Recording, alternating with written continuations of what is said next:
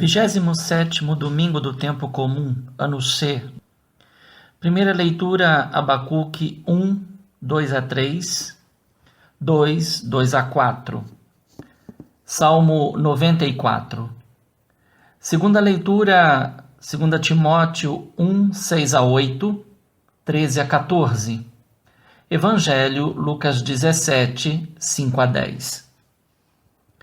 Este domingo nos propõe leituras que se assemelham a um buffet rico e com a possibilidade de se experimentar diferentes sabores e temperos. Empenhativo será encontrar elementos comuns às 4 leituras. Por que os apóstolos exclamam: aumenta a nossa fé? Uma primeira resposta poderia ser encontrada nos versículos precedentes. Em Lucas 17, 1-2, o Senhor havia dito que os escândalos são inevitáveis e que é preferível que um seja jogado ao mar com uma pedra de moinho presa ao pescoço, que escandalizar, isto é, fazer tropeçar um pequenino.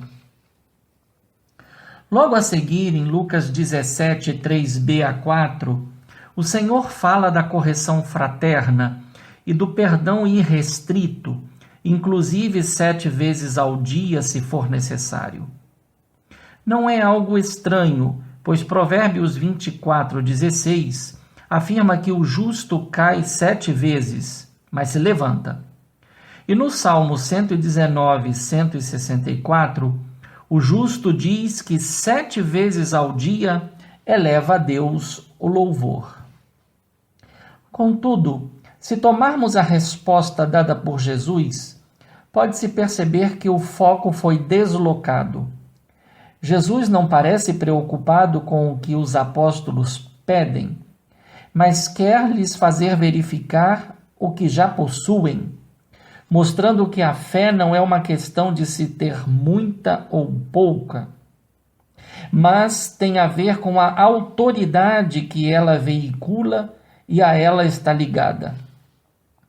O fato mais relevante não é o desenraizamento da amoreira da terra, mas a sua transplantação no mar. Nota-se a mudança de ambiente.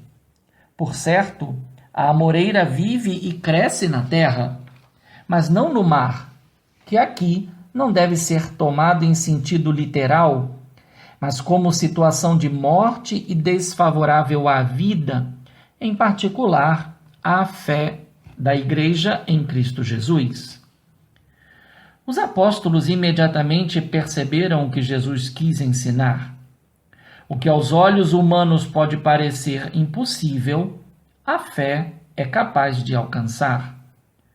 No caso, fazer a vida continuar existindo em um local e em uma situação de morte e hostil à própria fé em Deus. É o que se encontra na primeira leitura. Abacuque se lamenta diante da falta de justiça. No lugar dela, vê violência, iniquidade, opressão, roubo, litígios, discórdias. Ao invés de recuar frente aos problemas e obstáculos, o profeta muda de atitude e coloca sua confiança no Senhor. O que ele propõe deve viver em primeira pessoa para poder ajudar seus irmãos que sofrem diante das demoras de Deus. Por meio destas, o justo é colocado à prova, bem como o ímpio.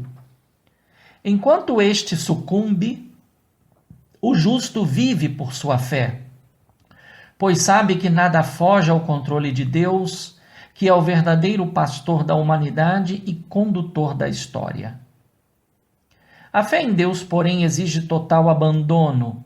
É a lição que o Salmo evoca quando lembra da murmuração do povo no deserto por comida e por água, em Êxodo 16, 1-17, 7, e seu paralelo em Números 11 e Números 21-13.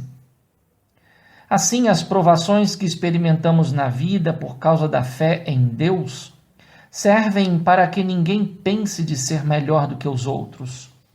A fé não é um dom a serviço dos próprios interesses, ainda que sejam julgados justos diante de Deus, mas deve estar orientada para o bem do próximo. Nesse sentido, se alcança a compreensão da fé como resposta livre a Deus, dada pelo perdão aos irmãos de maneira incondicional.